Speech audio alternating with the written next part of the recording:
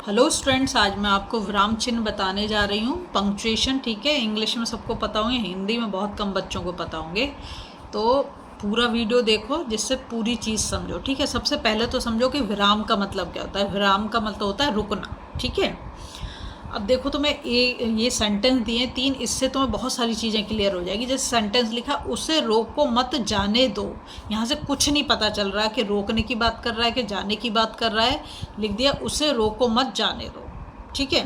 अब यहाँ पे देखो, उसे रोको, उसके बाद मैंने यहाँ पे लगा दिया कॉमा, फिर मत जाने दो। तो इसमें समझ में आ गया किसकी बात हो रही है, उसे रोकने की बात हो रही है। सेकंड में मैंने लिखा उसे रोको मत जाने दो। अब क्या बात हो रही है कि उसे नहीं रोकना है, उसे जाने दो। तो तुम देख रहे हो सेंटेंस तो सेम ही लिखा है, सिर्फ क्या कॉमा कहाँ पर लगा रहे हैं, मतलब हम विराम चिन्ह कहाँ पर लगा रहे हैं, उससे सेंटेंस का मीनिंग ही चेंज हो जा रहा है। समझ में आ रही बात।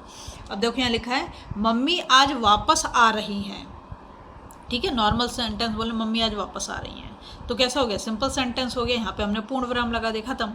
यहाँ पे लिखा है मम्मी आज वापस आ रही हैं, तो ये क्या कर रहे हैं, हम क्वेश्चन पूछ रहे हैं। जब हमें नहीं पता कि वापस आ रही है, फिर मम्मी आज वापस आ रही हैं, यहाँ पे लगा दिया एक्सक्लेमेशन मार्क। तो तुम्हें बिल्कुल नहीं पता मम्मी के बारे में, कब आ रही हैं कब क्या, तो यहाँ पे तुम बिल्कुल सरप्राइज हो, मम्मी आज वापस आ रही हैं।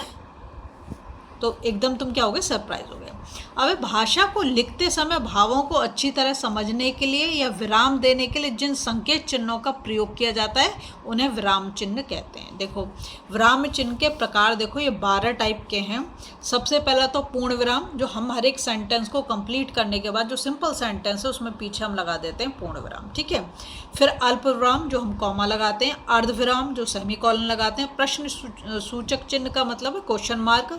विस्मयादि सूचक मतलब एक्सक्लेमेशन मार्क। निर्देशक चिन्ह, ये जो हमने लगाया डैश, ठीक है। विवरण चिन्ह, जब हमें किसी को एक्सप्लेन करना होता है तो हम इसे यूज़ करते हैं। योजक चिन्ह, जब दो चीज़ों को हम जोड़ते हैं तो उसे हम योजक चिन्ह। ये भी ध्यान रखोगे कि निर्देशक चिन्ह की जो लेंथ है वो थोड़ी सी ज़्यादा होगी और योजक चिन्ह जो है वो थोड़ा छोटा होगा, ठीक है। फिर आया लाघव चिन्ह। लाघव चिन्ह हम जब एब्रीविएशन में, मतलब किसी चीज़ को शॉर्ट कर, जैसे डॉक्टर लिखना है तो डा लिख के उसके बाद हम डॉट लगा देते हैं, या किसी के नाम के इनिशियल लिखने हैं तब हम वो कर देते हैं। उद्धरण चिन्ह होता है जब हम दो तरीके के हैं, ये एक तो सिंगल और एक डबल। तो इसमें तुम्हें ये ध्यान रखना है, अगर तुम्हें किसी लेखक का उपनाम वगैरह कुछ लिखना है, लेखक का जहाँ उपनाम लिख रहे हैं या किसी बुक का वो दे रहे हैं, रेफरेंस दे रहे हैं, तब हम इसे यूज़ करेंगे। और ये जो डबल इन्वर्टेड कॉमास होता है इसको हम तब यूज़ करते हैं जब हम एग्जैक्ट जो किसी ने, सामने वाले ने कहा है, जैसे कि उन्होंने कहा था सुभाष चंद्र बोस ने क्या, कि तुम मुझे खून दो मैं तुम्हें आज़ादी दूंगा, तो वहाँ पर जो है वहाँ पर हम इसको यूज़ करेंगे। कोष्टक चिन्ह, कोष्टक समझते तुम ब्रैकेट को यूज़ करते हैं जब हम कोई क्रम संख्या लिख रहे हों तब, ठीक है। हंसपद चिन्ह, जब हम कुछ चीज़ को, सेंटेंस को लिखते लिखते कोई शब्द भूल गए तो उस समय हम इसको लगा देते हैं, ठीक है। अब देखो तुम्हें मैं अच्छे से एक्सप्लेन करती हूँ कि कहाँ पर कौन सा चिन्ह लगाना जरूरी है। पूर्ण विराम, तो सबसे पहले, मतलब अगर सुनो तो सबसे पहले तुमने यही सुना होगा। पूर्ण विराम, जब हमारा सेंटेंस खत्म होता है, सिंपल सेंटेंस होता है, तो प्रत्येक वाक्य के समाप्त होने पर पूर्ण विराम का चिन्ह लगाया जाता है। जैसे देखो, मेरा नाम सोनल है, तो यहाँ पे पूर्ण विराम लगा दिया। कल मेरी हिंदी की परीक्षा है, पूर्ण विराम लगा दिया। मैं और तुम्हारी बहन दोस्त हैं, यहाँ पर भी पूर्ण विराम लगा। एक और बात कहना चाहूँगी मैं आप लोगों से, देखो हिंदी को ना लाइन पे लिखते हैं, कुछ बच्चे क्या करते हैं उसे बीच में लिख देंगे, कुछ उसे लाइन के वो नीचे करेंगे, नहीं, लाइन पे ही लिखोगे, ठीक है। अब देखो अल्प विराम, अल्प का मतलब जैसे थोड़ा होता है, तो किसी वाक्य के वाक्यांशों या खंड, वाक्यों को अलग करने के लिए भी हम क्या करते हैं, ये लगा देते हैं अल्प विराम। देखो जैसे जिन लोगों ने महात्मा गांधी को देखा है, यहाँ पे मैंने लगा दिया अल्प विराम, वे जानते हैं कि वे कितने सीधे साधे थे। समझ में आ रहा है, यहाँ पे दो एक ही सेंटेंस मतलब बनाया है, और यहाँ पर किससे, दोनों। देखो ये जिन लोगों ने महात्मा गांधी को देखा है, तो एक सेंटेंस हो गया, वे जानते हैं कि वे कितने सीधे साधे थे, ठीक है। तो जब हम अल्प विराम लगाएंगे तो वहाँ पर हमें थोड़ा सा रुकना होगा।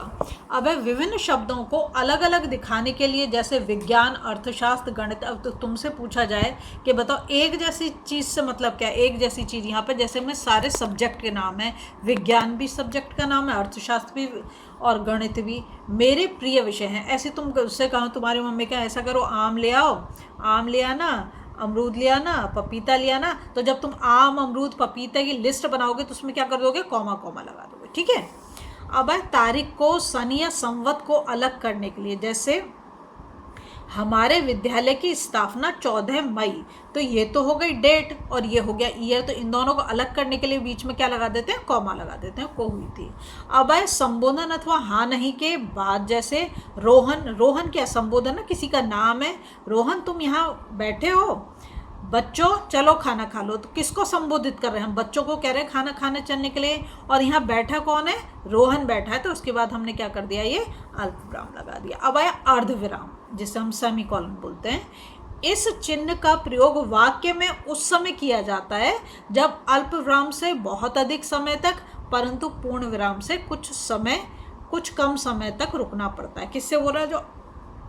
जो हमने अल्प विराम लगाया उससे तो ज़्यादा समय लगेगा, लेकिन पूर्ण विराम से कम समय जब हमें रुकना पड़ेगा वहाँ पर हम इसको, जैसे मैं तुम्हें जानता तक नहीं, कर्ज कैसे दे दूँ? मतलब जो तुम्हें जानने वाला हो उसी को पैसे दे पाओगे ना। अब बिना जान पहचान को सड़क पे पैसे मांगने लगे तो तुम दोगे नहीं, ठीक है। तो यहाँ पे हमें क्या करना है? रुकना है, और अल्प विराम से ज़्यादा टाइम लेना है यहाँ पे रुकने के लिए।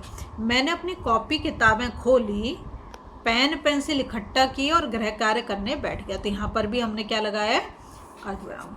अब आया नंबर 4 पे प्रश्न सूचक चिन्ह। प्रश्न सूचक सबसे इजी है, क्वेश्चन मार्क। तुम जब भी क्वेश्चन लिखते हो तो क्वेश्चन मार्क तो लगाते हो, या फिर कैसे पहचानोगे कि लगाना है कि नहीं लगाना? कई बार ऐसे क्वेश्चन आ जाते हैं, सेंटेंस दे देंगे, कहेंगे तुम लगाओ यहाँ पर विराम चिन्ह लगाओ, तो यह चिन्ह प्रश्न वाले वाक्यों के अंत में लगाए जाते हैं। जैसे आप कब आएंगे, तो आपको कब दिख जाए, क वाले शब्द को, आप कब आएंगे, तुम क्या कर रहे हो, ठीक है, इतनी तेज धूप में क्यों घूम रहे हो, दरवाजे पर कौन है। तो यहाँ पर तुम देख रहे हो सब क्वेश्चन वर्ड आ गए, कब, क्या, क्यों, कौन, कैसे, कहाँ। ये शब्द अगर आपको दिख जाए तो आपको क्या लगा देना है? क्वेश्चन मार्क लगा देना है। इसे बोलते हैं प्रश्न सूचक चिन्ह, ठीक है।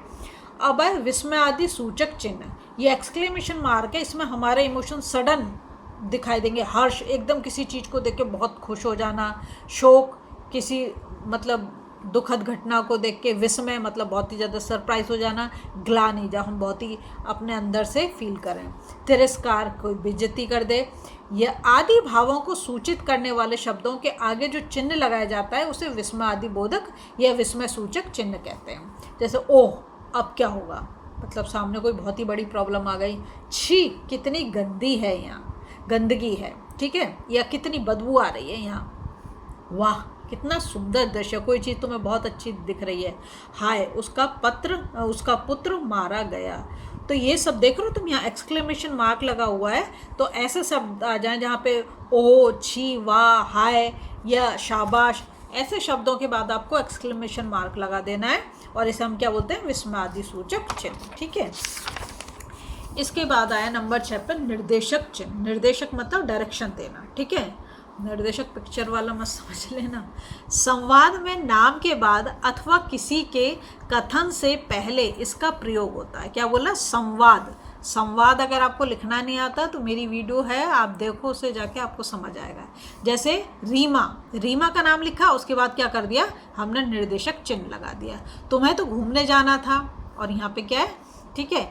कविता, नहीं दादी जी की तबीयत ठीक नहीं। क्यों नहीं जा रही हो? क्योंकि दादी जी की तबीयत ठीक नहीं है, ठीक है। अब जैसे के बाद उदाहरण के लिए, जैसे देखो जब भी मैं जैसे लिख रही हूँ उसके बाद हम लगा देते हैं इसको। किसी के विकारी शब्द 4 हैं, जैसे, जैसे के बाद मैंने लगाया संज्ञा, सर्वनाम, क्रिया, विशेषण, है ना। शब्द या वाक्यांश को स्पष्ट करने के लिए, जैसे जीव 3 प्रकार के हैं, थलचर, नभचर, जलचर। थलचर मतलब जो जमीन पर रहते हैं, नभचर मतलब जो आकाश में, जलचर मतलब जो पानी के अंदर रहते हैं, ठीक है।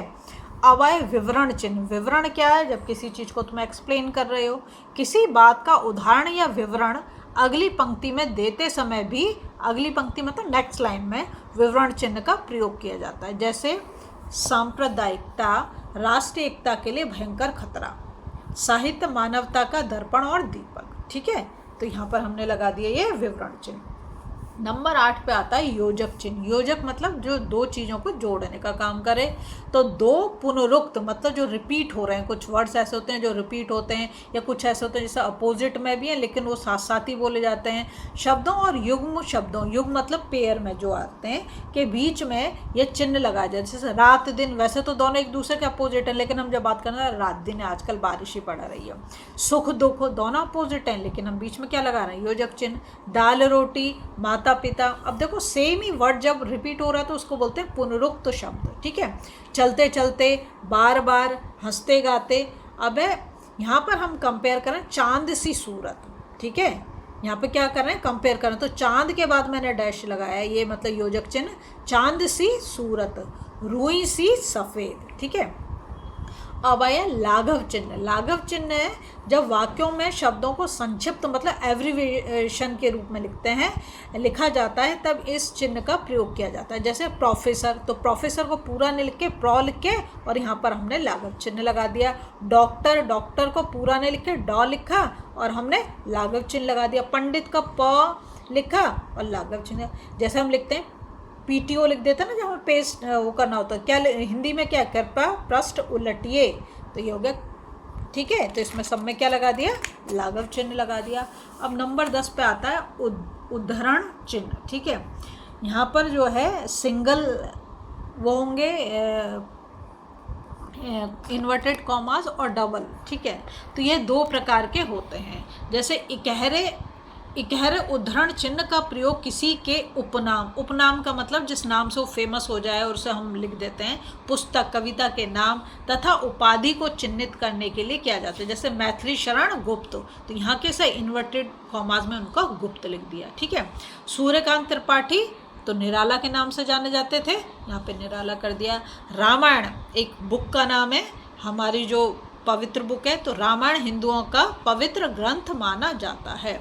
अब नंबर 2 पे आता है किसी के कथन को ज्यों का त्यों प्रस्तुत करने के दोहरे उद्धरण चिन्ह का प्रयोग किया जाता है। देखो जैसे महात्मा गांधी ने कहा करो या मरो। ठीक है, तो यहाँ पर देखो डबल इन्वर्टेड कॉमास यूज किए गए हैं।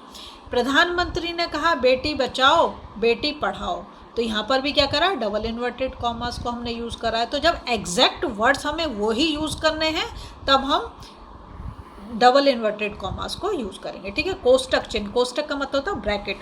तो किसी पद को समझाने अथवा स्पष्ट करने के लिए, जैसे मौखिक भाषा का उच्चारण किया जाता है, मतलब उच्चारण क्या मतलब बोलना। ठीक है, तो यहाँ से क्लियर होगा, अगर किसी को उच्चारण समझ नहीं आ रहा क्या बात है, तो ये बोलना।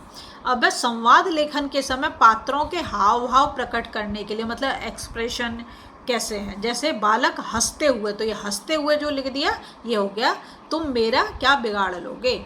अब क्रम संख्या दर्शाते हुए, जैसे प्रश्न नंबर 1 क ख ग घ, ये इसको कर देंगे। हंस पद चिन्ह ये लास्ट है 12 नंबर, यहाँ पर देखो ऐसे हम बना देंगे जैसे उल्टा V बना दिया हो। वाक्य लिखते समय यदि गलती से कोई शब्द छूट जाए तो उसे लिखने के लिए हंस पद अथवा त्रुटिपूर्वक चिन्ह का प्रयोग किया जाता है। जैसे कल मेरी आने वाली है, कौन आने वाली है, बुआ जी भूल गए, तो यहाँ पर हमने लगा दिया। ठीक है, मेरे सभी उत्तर बिल्कुल हैं, क्या हैं, बिल्कुल ठीक है, तो यहाँ पर भी हम क्या लगा देंगे, ऐसा लगा देंगे। ठीक है, अगर आपको वीडियो पसंद आ रही है प्लीज़ लाइक शेयर सब्सक्राइब कर दो, फॉलो जरूर करो।